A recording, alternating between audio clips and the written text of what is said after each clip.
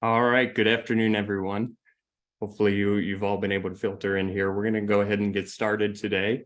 So thank you for joining us. We're excited to have a conversation here about our current cybersecurity environment and some of the best practices to protect yourself on the digital front. My name is Chris Martin. I'm one of the partners and a senior wealth manager here at Fairway. And I'm very pleased to have with us today two senior members of Charles Schwab's technology group. So we have Aaron Donham and Paul Ewing with us today. So Paul and Aaron, thank you especially for taking the time to talk with us today and to really lend your expertise in this space. So the goal for our time today is not to overwhelm you with a presentation on cybersecurity statistics and anecdotes that cause you to go home tonight and just lose sleep and be terrified. Rather, we want to have a conversation leveraging Paul and Aaron's expertise that's going to increase your cybersecurity awareness and really help you take steps to improve your digital security. So this is meant to be an interactive time. So as our discussion gets underway, please use the Q&A feature at the bottom of the screen. So you'll see what that looks like there on the slide. Use that Q&A feature to ask any questions. This is really intended to be a conversation, not a presentation. So as we see those questions pop up, you can feel free to ask those questions at any time. Don't wait to the end. And as we see those questions pop up, we'll make sure we get to them as we're able. So without further ado, we'll get the conversation rolling and get started. So Paul, the first topic we wanted to jump into is email security. Would you take a few minutes to explain to us why is email such a high priority target for fraudsters and what can we do to better protect ourselves? Sure. Yeah, thanks, Chris. And thanks to the whole Fairway team for having us today.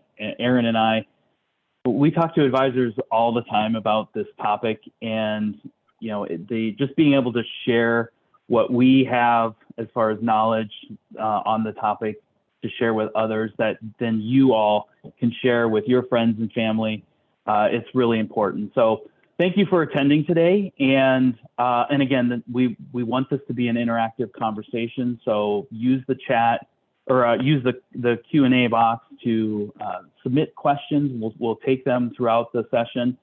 And but we'll cover best practices and topics that you'll be able to actually take action on as soon as we're done with this session. So, and all of those actions will help you increase your own security posture as you operate day in and day out. So the question, Chris, was related to email and why email is such a big threat these days.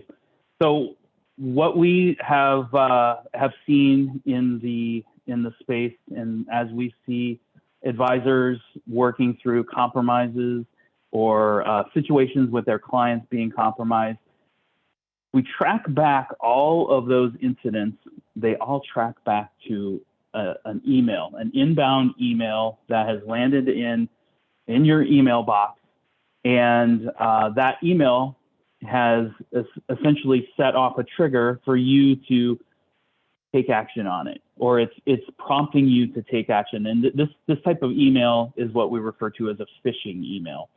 And phishing is where we're seeing most of the frauds beginning to surface through this email channel. And the phishing email itself it wants you to interact with it. So it's going to come into your email box, and it'll appear to be from maybe somebody you're familiar with.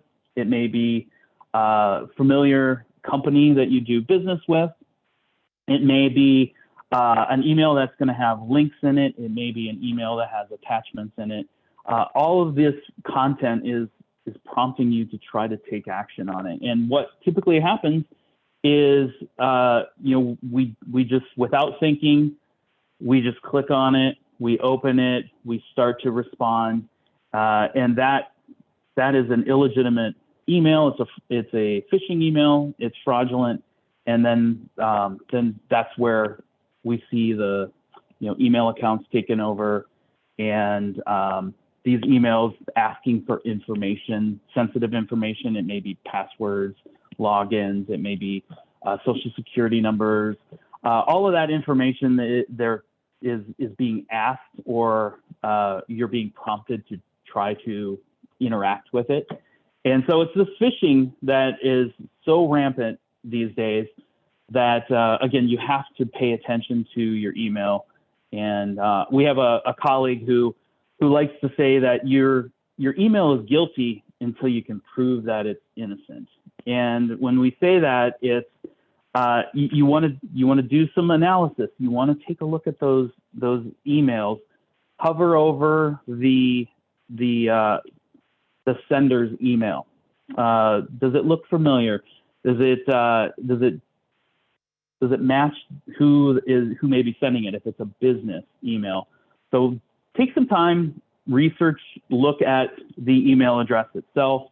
And again, I mentioned some of these emails may have links in them. Those links may appear to be from a legitimate source, but if you hover over those links, it's a great way to expose really where that URL is going to take you. And again, we see these emails all the time. I know Aaron and I, we're tested constantly here at Schwab to test to see that we are paying attention to those phishing emails. And again, your clients are not experiencing this type of testing on a regular basis. It's actually real life testing for yourself. So you have to pay attention and do some analysis on the email before you interact with it. Aaron, what else would you add to that? Yeah, fraudsters have gotten so good at eliciting a response from you. They'll use methods like your sympathy or panic. Try to get you emotionally charged so that it overcomes your better sense. So that leads into one of our first best practices with email, and that is to simply slow down. Give your body time for your gut instinct to kick in. If you're getting an email from a friend that you just talked to, you're like, wait, why would they send this? I just talked to them. That should be a red flag. And unfortunately, the new normal that we're in today is anything coming into you that you're not expecting and that might be even a little bit weird, when in doubt, just delete it. If it's important, it's going to come back to you. That goes for email. That goes for a social media reach out. That goes for a text message that you're not expecting. When in doubt, just delete it. They'll try to get your curiosity. They'll try to get you to click on it because you're like, wait, what? I don't not pay my bills. What is that outstanding bill? If you're not expecting it, just delete it. Yeah, and I'll just let me just chime on to that because some of you may be really good at cleaning out your email box, and some of you may let them hit and sit in there. If you go through your email box, it's mostly junk. It's ads, it's spam, it's just a bunch of noise in the system. And again, you can be diligent about deleting those items. But if you look at your email box today, it's much like your mailbox, your physical mailbox. Like, how often are we getting actually something that is useful in the physical mail? It's usually ads and marketing things that hit your mailbox. It's the same as your electronic mailbox. Just delete it. Yeah. And it's, so is there, could you offer some specific examples of what those phishing emails might look like? And is there times of year that people should be on high alert? Obviously, you need to be alert at all times, but for these phishing emails that might have a link or a malicious attachment. Paul, if you would take that, sorry. Yeah, I'll start, but Aaron, you add anything that I missed here. Usually there's some high times where we do see more of that. It's during tax season, maybe around holidays, sometimes national disasters or world disasters that are prevalent where, hey, as Aaron mentioned, they're tugging on your heartstrings make a donation, give money. So these are types of topics that we'll see. The IRS is never going to email you and ask you for your social security number, or the IRS is not going to ask for any of that information. They send it through the mail. That's one of that's one of the letters you'll receive in your mailbox, not in your email box. But it's times like that where we do see an increase in these types of emails. And again, they're wanting you to interact with it. They want you to click on links, download attachments, and they're using national events or holidays to take advantage of that. I don't know, Aaron, did I miss some other examples? Nope, you said exactly what I was going to say. It's those national holidays, and I was going to bring up some of the red flags. If something's in a hurry, if something's emotional, like a grandchild saying, "Help! I need help." Those should immediately be red flags to say, "Oh, they're trying to get at that cerebral cortex that makes me fight or flight and panic and respond instantly." Other things we're seeing out there: Microsoft emails are being highly spoofed. That's involved in something called a man-in-the-middle attack, where they're trying to get you to go to a perfectly cloned website where you put in your credentials. That cloned website puts them into the real Microsoft website, comes back, asks for your multi-factor authentication. You put that in because you think it's the real website, and boom, they're into your email and can read everything you've ever sent or received. Those are some of the scams that are going around these days. But anytime it's something emotional or an ask like that, and crypto or gift cards should also be a red flag. Got it. Yeah, thanks, Aaron. I just saw a Forbes article that highlighted that Microsoft was the most spoofed. So they're really using that to make you think Microsoft is trying to reach out to you. We have a couple of good questions coming in here, but Aaron, would you take this one on email here? So what should we do if we click on a phishing email before we realize it? So great question. Is there any action to take? Yep. Yeah. So first thing you want to do, depending on what type of email, where it came from. If you put in any sensitive information, did you respond to? Did you put in your credentials? You want to change your credentials for whatever link that took you to in the real site. Other things you'll want to consider looking at possibly changing your password to your email address. And we'll talk a little bit about this later when we talk about credentialing, but we highly recommend that you turn on multi-factor authentication for your email. I know that's a little painful because it means you have to put in a text code when you sign into your email on your tablet and your your mobile device and your computer for the first time you're logging in, but highly recommend using that to keep fraudsters out of your email. And then you're going to want to start looking for odd behavior. Run an antivirus scan on your computer, a deep scan. Paul, what else? Yeah, I would just say if it is if there is a legitimate company that you're thinking you're interacting with, contact that bank, contact Schwab, and give them the heads up that, hey, my account may have been compromised, and they may have ways, and Schwab does have these ways to put extra scrutiny on your account, so that if a request comes in, we're going to double and triple authenticate that request because there's a red flag on this account. So I think that's very helpful for you just to have a sense of a reassurance that, okay, I've already talked to this provider and they're on the lookout for something suspicious as well. Yeah, thanks for that. So we have another question coming in, staying on the same topic of email here before we move in. A good question here from Sally. What's it typically look like to set up a two-factor or second authentication for email access? What does it take to do that for your email? Yep. It's fairly easy. Totally. You go into the settings, take Gmail, for example. If you go into the settings and then the security settings, it's under passwords and authentication, you'll be able to simply toggle it on It'll ask you for the phone number that you want to use, if that's the method that you're choosing for the two-factor authentication. And then you put in your phone number, it'll send you a text with that code. You'll put in your code and you're set up.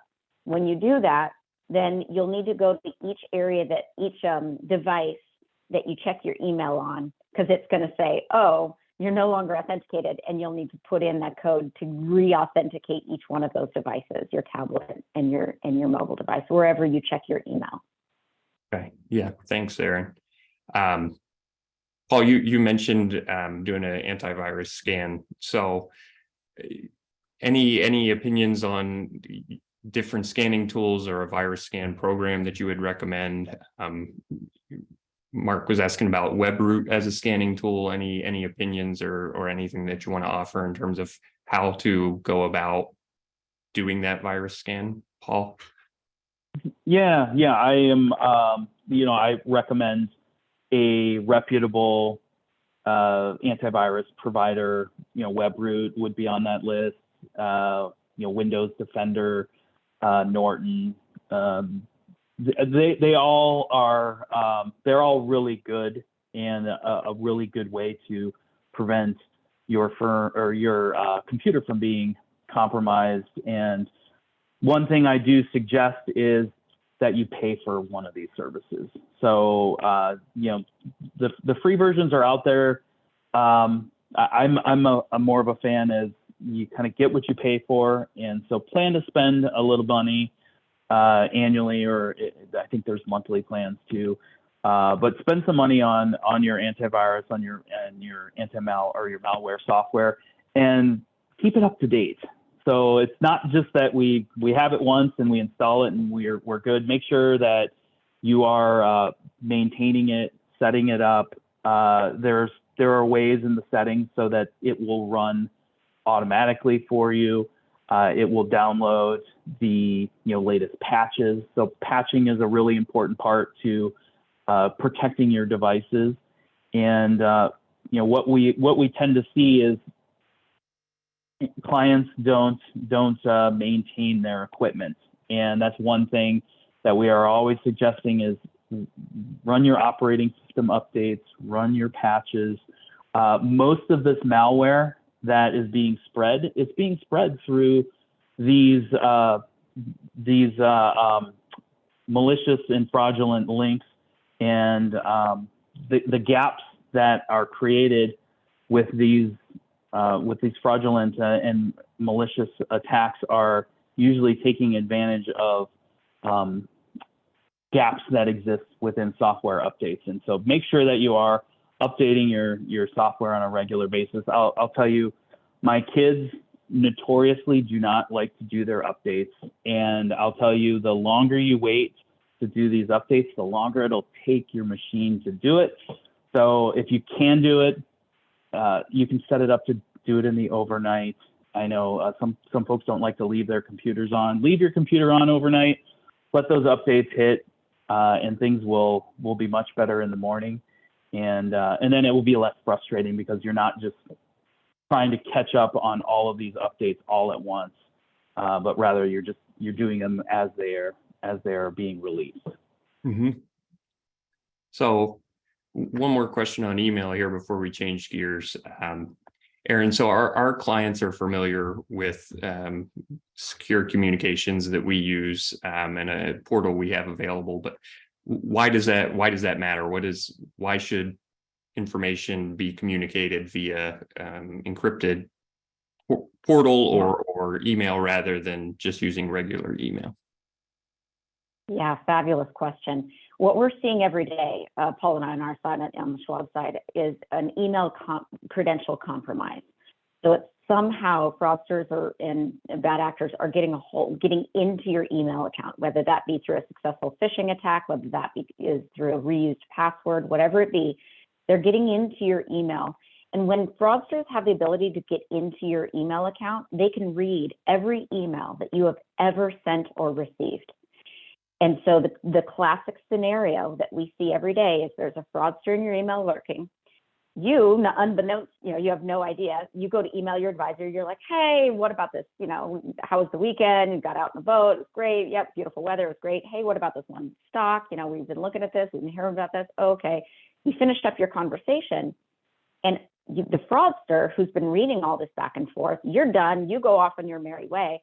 Fraudster goes in and hits reply on that email and says, oh, by the way, I just changed bank accounts on my IRA. Would you mind putting through this new money link for me?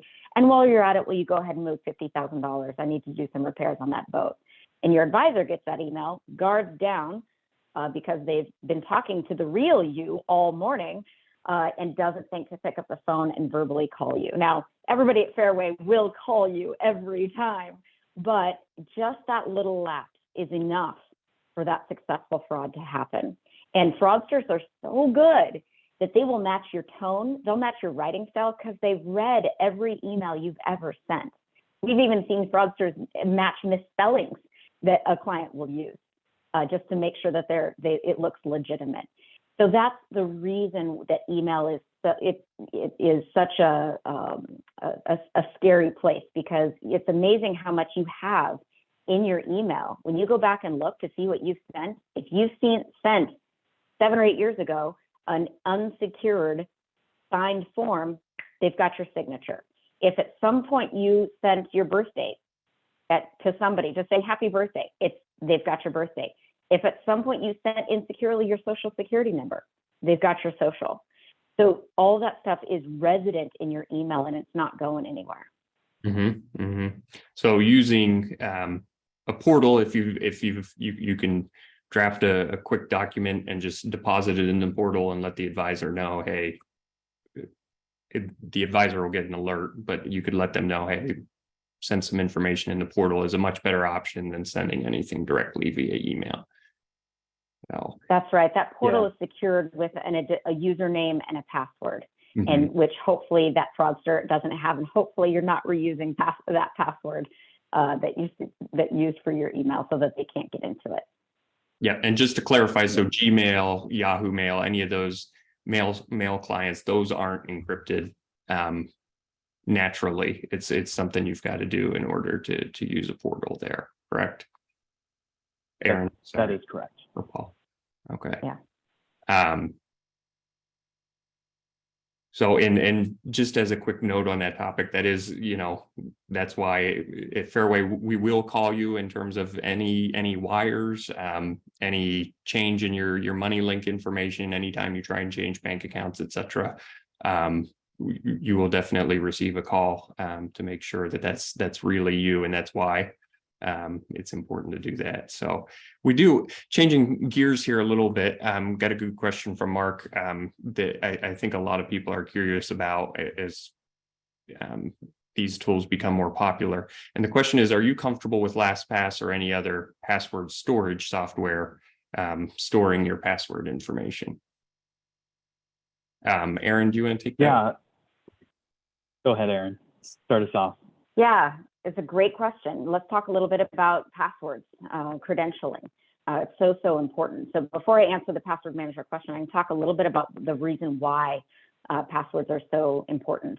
We get asked all the time, how often should I be updating my password? And really, if you do it right, you shouldn't be updating your passwords on your sites very often at all. What's far more important is the length and the uniqueness.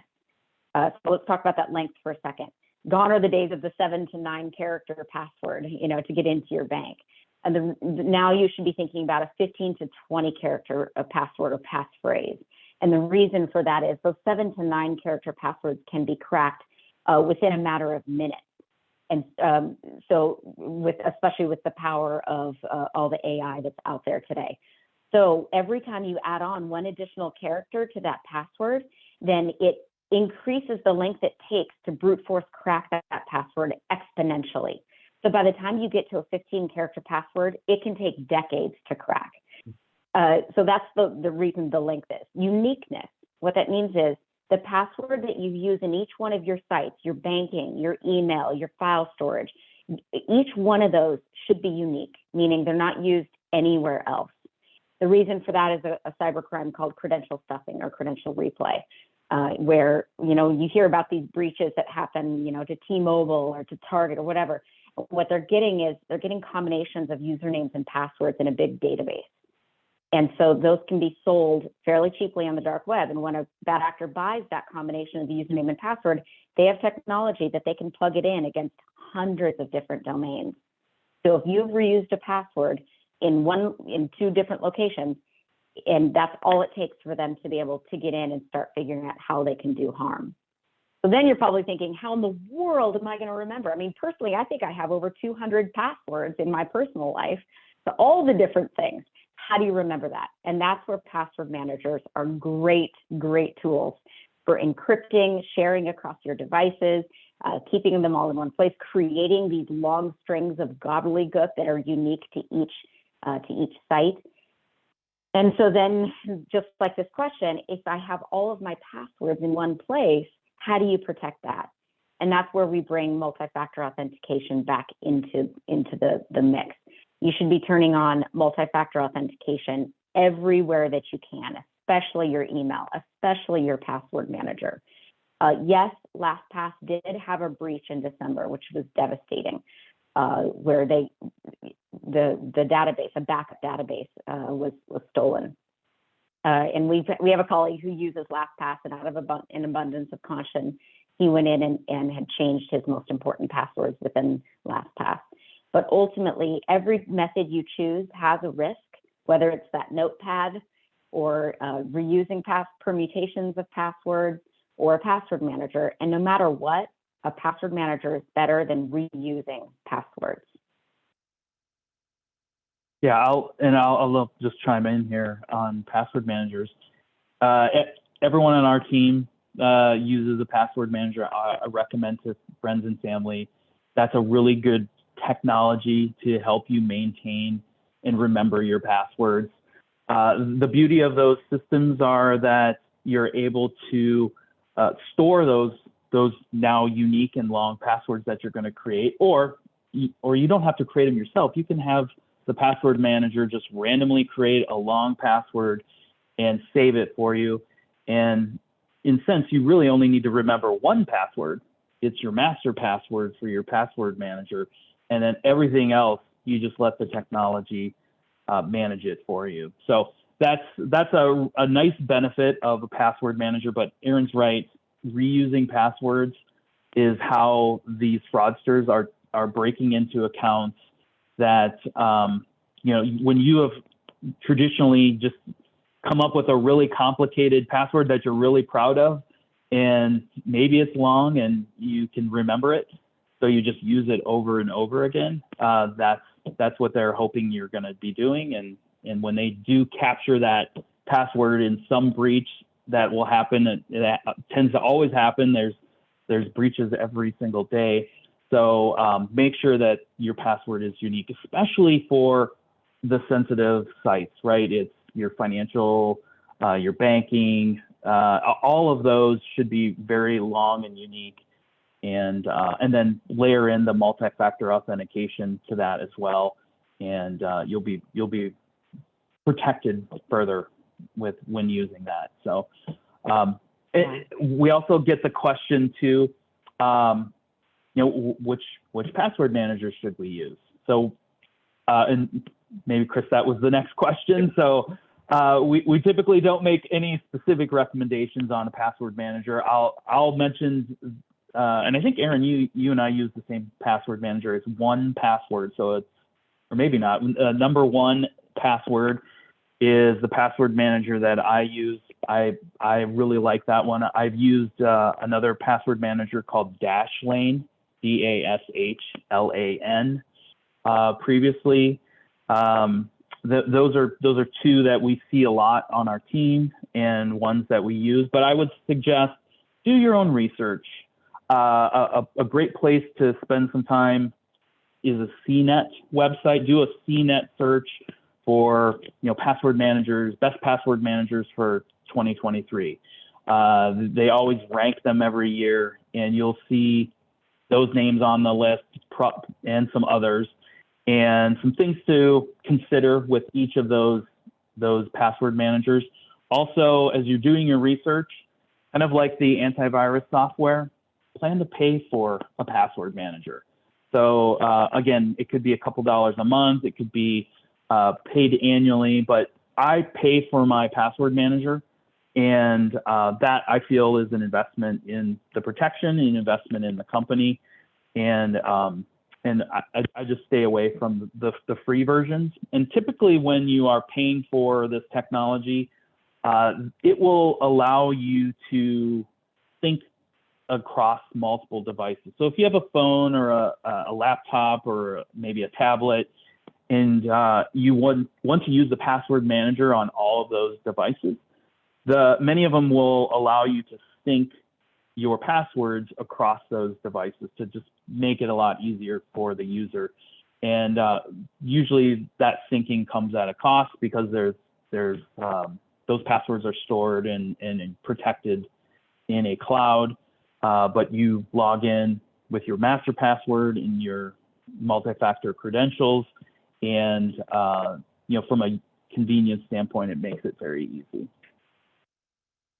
Yeah, thanks. I'd like to mention it is a bit of a time. Yeah, sorry, it's a bit of a time commitment up front. Yep. I think the day when it was 2017 when I went and changed all my passwords in 1Password. I use the same one, Paul, you're right. It was an 8-hour day with really fast internet. And but I was embarrassed to note that I had over 100 reused passwords, and I had been hacked before. My Sony account, my PlayStation account got hacked. It took me 3 months to get it back. I should have known better. But once I made that 8-hour time commitment, got all my passwords updated to unique long passwords, all of my password anxiety, when I get that link that says, oh, you have to set up a new password for this doctor or this whatever, you have to set up a new account, I'd be like, oh, what permutation of my password am I going to use? All that's gone because I just pull up my password manager, quick create one, plug it in, and I'm off to the races, and I never have to worry about it again, and I'm totally secure. So it can help a lot. I'm going to tell a quick funny story. My brother finally got my dad onto 1Password because my dad is ripe for fraud. And so I go over, I'm like, Dad, I'm so glad you got a password manager. This is great. Let me take a look. And I open up his Mac and I go, wait, why are they all red? Why are all these errors? Oh no, Dad, you're not supposed to put your reused password into every password entry. And that's, Aaron, thanks for sharing that. I think that can, sometimes be a challenge when you're looking at a password manager is the work up front, but it is worth it. And it's one of those things you can always, as you go, hit your most important ones, get your email, get your bank accounts, all that stuff in there right away, and make sure you're using different passwords. And then as you go, you can continue to add, oh, hey, I forgot about this login. Let me make sure I have this in the password manager. Paul. Yeah, Chris, and I think you mentioned sort of this is managing our digital life. Many of these password managers provide a way to share those credentials with a loved one, or in a case where you pass on, you can permission someone in your family or designate a controller to have access to those digital passwords. And so think about that as sort of a nice way to pass on the control to all of the digital life that you once had. So it's a nice feature. Yeah, that's a good point, Paul. So moving off of the password topic here briefly and kind of back to the email, question came through that I thought was really good for Mark is if you have to send something securely. So if you're looking to send something securely via email to a family member, or maybe it's your attorney or somebody like that, and they don't have a portal set up for you yet or a secure method, is there a way to do that, or is it just you have to pick up the phone and call? Paul, yeah, I'll ask you that one. There are commercial or consumer grade portal solutions. Maybe you've heard of Dropbox or Google Drive or OneDrive. There are providers that offer this type of solution, and it's just a matter of creating a profile, setting it up, having a conversation with the person you're sharing that information with. Hey, set up your Dropbox account, or do you have Dropbox, and then use that as a mechanism to upload and then either share, or the recipient can then have access to whatever you're sending digitally. And then also, depending on the size of those files, there's limitations on the size of maybe a document that you want to share over email. So in a sense, you're almost forced to use another delivery method, and those file sharing sites are a great way to do it. Got it. Thanks, Paul. So Aaron, I think you alluded to this earlier, so I'm going to ask you this question. Can you share a little bit more and speak to the fraud that Schwab sees related to money movements, fund disbursements, those requests, and then kind of give a little bit more color as to why it's important that those are confirmed and how that helps avoid fraud in those areas? Yep, absolutely. So what we're generally seeing is a combination of email compromise, whether that be a client, one of your emails has been compromised, or an advisor, a business email compromise, but a combination of a business email compromise and a lack of verbal verification. And those two things together are generally what we're seeing. As an example, we saw a devastating one, I think this was last year, Paul, where there was a big real estate transaction going down. There were several different parties involved, there was an estate attorney, there was a real estate attorney, there were several escrow officers, there was the advisor, there was client, there was just a lot. It was a lot of moving parts, and everybody knew it was coming. They knew it was going to go down. It was 1.5 million. And finally, they're getting towards closing. They're ready to go, and the client receives an email from their attorney saying, "Okay, here are the wiring instructions. It's go time." The client sends those to advisor. Advisor calls, verbally verifies, "Okay, this is where you're sending it. These are the instructions." Client says, "Yep, that's correct. We're all good to go." They send the wire. Nothing happens. Nobody gets it. Where'd the wire go?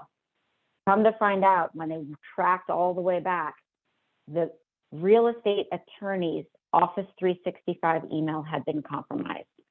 The bad actor was lurking, watching for this opportunity, got close enough to the date and said, "We're ready to go," but it wasn't actually real. And when the advisor contacted the client said, "Yep, those are the instructions," but nobody said, "Hey, did you verbally verify from the source of the instructions?"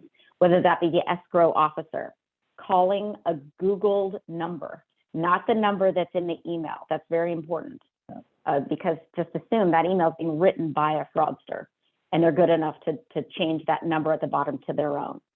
But calling a Googled number for the escrow company, contact and asking for your escrow officer, and verbally verifying the account number and the routing number where you're sending it. Because generally those wires, they're not able to be clawed back. Once they go, they're gone. Yeah, thanks. Yeah. And I think the key thing you said there that really jumped out at me is not the number that's in the email, right? So going to the actual website, or if you've got the number saved in your phone, go to that. Don't rely on the number in the email, and make sure you're calling the escrow company or whomever it is that's requesting the wire to actually verify, hey, this is you that sent me these requests. So, Paul, did you have something to mention there? I was just going to add on that time is of the essence.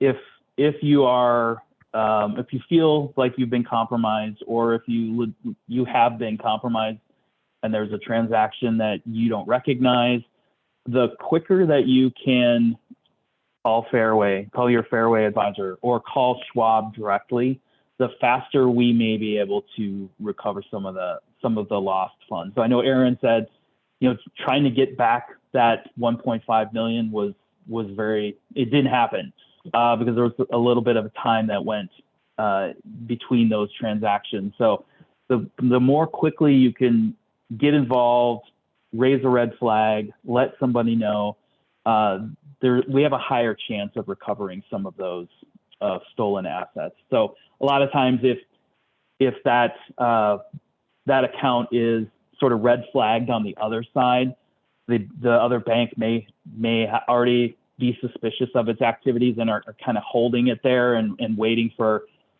Schwab to ask for a recall on some of those assets. But maybe I'm talking a little bit about how the sausage is made here, but the point is time is of the essence. So if you're feeling compromised or you have proof that something has gone wrong, give us a call, give Fairway a call, and we'll get our investigation started.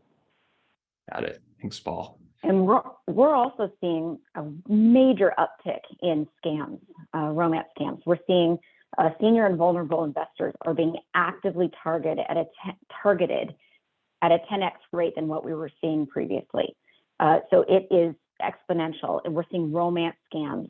We're seeing, and usually the way those start is a reach out on social media from somebody purporting to be an old friend. You don't quite recognize them, but you might. And they start, and you strike up a relationship that can last a year. These romance scams, they've got entire databases where they've got their marks, and they have all their they do it just like a business, and it is a business for them. Mm-hmm. And finally they'll go in for the monetary ask once they've gained some trust with you. So we treat those anything incoming to you, a reach out, you should have a healthy level of suspicion for it. And when in doubt, just delete it. Go back to that same thing about the email. When you get something on social media, you're like, I don't know who this is. Nope. Because that's exactly how they get started. I actually worked with an advisor last year. It was great. He had a client who she had a relationship with this person for, I think, upwards of 9 months. And she was in love, and they went in for the ask, and she was going to send him money. And he's like, don't do this. This is a romance scam. She's like, nope, it's not a scam. I've known him forever. We're in love. And he's like, what do I do? Finally, he said, I've got it. I'm going to take you on an all expenses paid trip. I'm going to take you down there. We're going to meet him. I think it was in South Africa. We're going to go. I'll go with you. Let's do this together. Let's meet this person that you're going to be spending the rest of your life with. And she's like, really? That's great. Let's do this. So she gets on the computer and says, we're going to come visit you next week. And there's crickets from the other side, of course, because it's a fraudster. And in her heartbreak, that was the only thing that could get through to her that this was not real. Mm-hmm. That's how convincing they are. Mm-hmm. Yeah.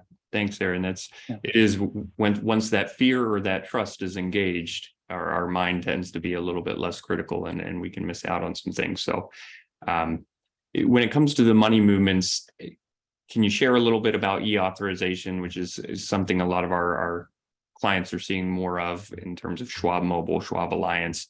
How does that help, and is that important to use? Paul, would you take that question?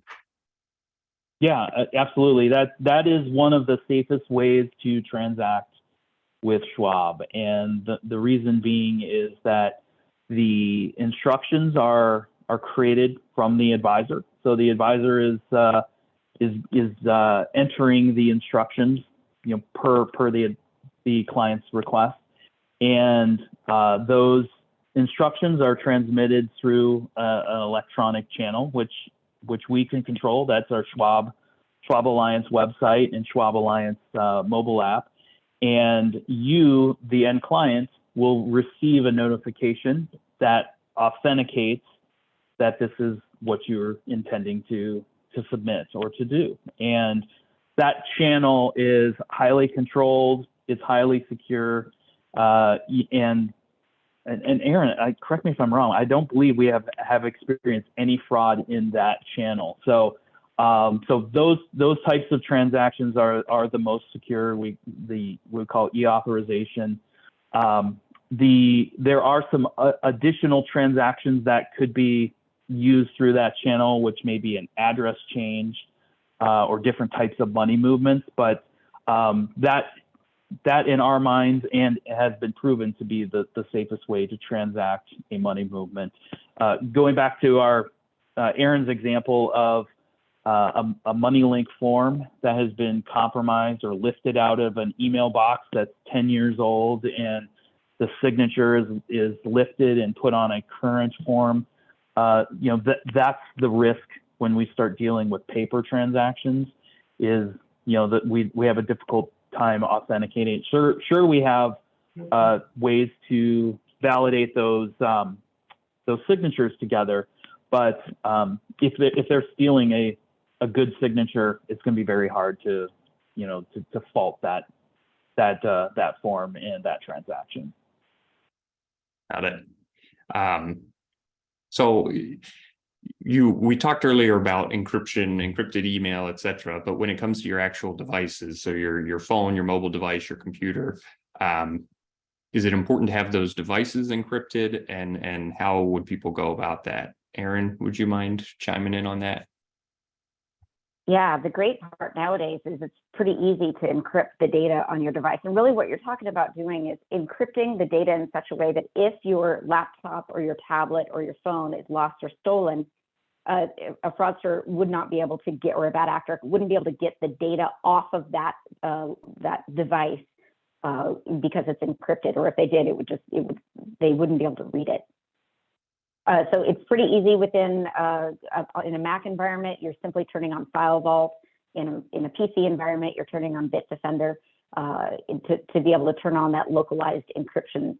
Better yet is if you have an Apple device, within your Apple ID, you can set it to you can remote locate and wipe those devices if they are lost or stolen. What's a little nerve-wracking right now for me personally is that we're starting to see more theft of devices, phones out of your hand while it's still unlocked. And so that it can be particularly devastating because fraudsters, bad actors, thieves can change your Apple ID password very, very quickly, which can lock you out. I think Apple's going to hopefully come up with a fix. I've done a fix on my phone but it's pretty complicated to at least to turn on parental controls to prevent that from happening. But ultimately, we might be having a different conversation in 2 years because thieves and bad actors change their techniques as we're able to lock them out. But right now, if you could set up remote locate and wipe with your devices and then turn on those encryption that I mentioned, best way to prevent loss of data in case of a lost or stolen device. Yeah, and I'll just a gentle reminder. This kind of goes along the same lines of keeping your software up to date. If you have backups on your devices, make sure that those are actually being taken, and or the backups are actually being stored and created.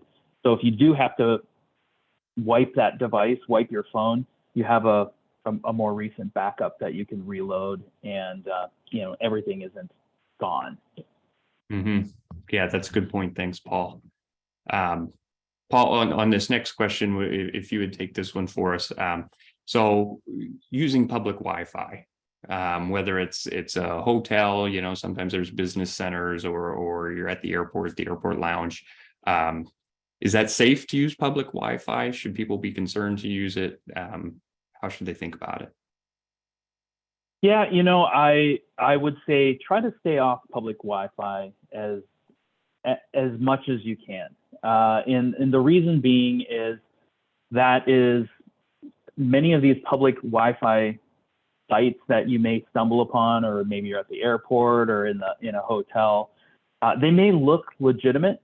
They may look like, oh, I'm at a Marriott and this is the Marriott Wi-Fi.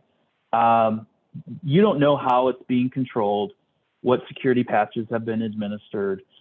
So you have no visibility into how that network is being maintained, let alone is it a legitimate network. It could be a fraudster sitting at the Starbucks next to you, and they spin up a hotspot that looks like it's a Starbucks website or a Starbucks Wi-Fi connection. So just the easiest way and the best way to think about it is just try to stay off it as much as possible.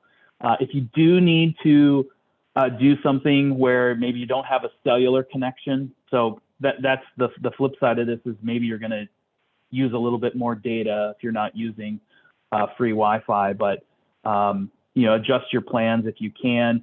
But if you do need to use an unknown website or a Wi-Fi connection, one way to protect that transaction that you're connecting with is to use a VPN, which is a virtual private network. So this is an encrypted connection. And again, this is, I seem to have the theme of you get what you pay for here. So these are services that you can pay for that will allow you to simply, when you're connecting to the internet, it's encrypting the path of the data from your device to the internet so that there isn't a chance for a bad actor or a fraudster to kind of be in the middle and see what's going on or see what you're transacting on or what you're doing online.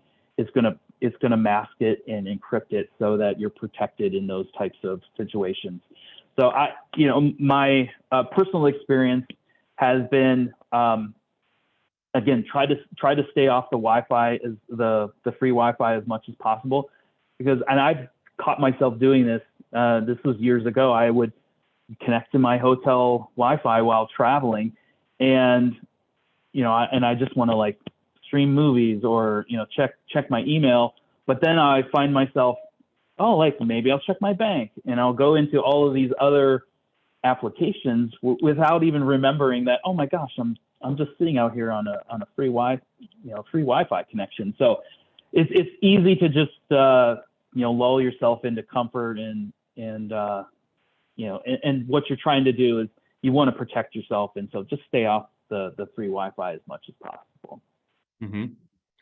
And it's so one other thing we've seen some articles on recently is, and it relates to traveling and when you're not at home, is USB charging stations and connecting your device to USB ports, and when you are at home, using USB drives and other types of removable media. Aaron, could you explain why it's important to be kind of cyber aware when you're talking about using USB drives or connecting anything into your USB port? Absolutely. So just like Paul was saying, there's been a small number of cases where they have found malware injecting type capabilities within public USB plug-in, usually power devices. And I should say it's very rare, but as Paul said, you don't know the security on any of these things that you're plugging into. And so better to keep your own. Best thing I travel with, I have two things that I always travel with. One is a battery that can charge my iPhone 5 times so that I'm never dependent on any power but my own. And the second thing I have is a portable hotspot. It's an extra $10 a month for my cell phone company, and it's a quad antenna. That means it's 4 times stronger than a regular cell phone. And that acts as my little portable Wi-Fi device wherever I go. Now, for streaming, that might be a little much for it. For streaming an HD movie, but it's great for being able to connect from an airport, wherever I'm traveling on my work computer. Yeah, thanks for sharing. Those are both helpful things to have with you. Well, we're reaching the end of our questions here, and we're approaching the 1 o'clock hour. So I want to thank you both again, Aaron and Paul, for your time here. Any comments that either of you have as we wrap up? Anything you want to make sure we touch on as we close? Yeah, I'll mention, at the top of our session, I said you're going to have some takeaways to, do yourself after this call. So I would suggest changing passwords. So change your email password, change your bank passwords, make sure that they are unique, and take advantage of the multi-factor authentication wherever it's available. So whether it's a financial site, your personal email, or any of your social media sites, they all have that capability. Make sure you're taking advantage of that. Aaron, what else would you add? Yep. I 100% concur. If you long unique passwords and multi-factor every single place you can would stop the majority of the fraud that we see today at Schwab. So 100%. Great. Well, thank you both again. So all those listening, we will be sending a follow-up email with the recording of the webinar. And if you have any questions, please feel free to reach out. We would love to talk with you about it further. But thank you again, Aaron and Paul, and hope you both have a good afternoon, and we appreciate your expertise in this area. So thank you. Thank you for joining Thanks us. so much. Thank you.